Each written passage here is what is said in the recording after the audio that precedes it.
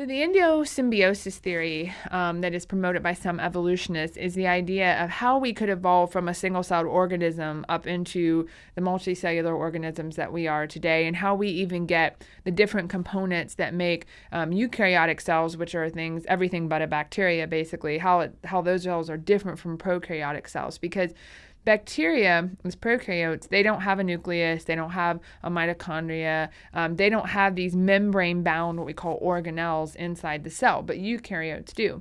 So the idea is that in the early days, back billions of years ago, that a prokaryote, a bacteria, basically digested another bacteria, right? And that bacteria inside of it somehow became a mitochondria or became a chloroplast for plant cells. So those are usually the two organelles they think came about through endosymbiosis. But there's just no evidence to support that idea, because first of all, when bacteria eat something, that's just exactly what they do. They eat it. It breaks it down. It's not going to just like, oh, I'm going to live in here now and everything's going to be okay. And so if I use this bacteria, I can be, that's inside me, I can become, bigger and better.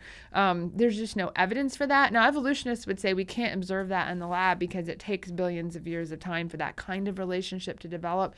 But you have to understand the relationship, even if we just talk about mitochondria.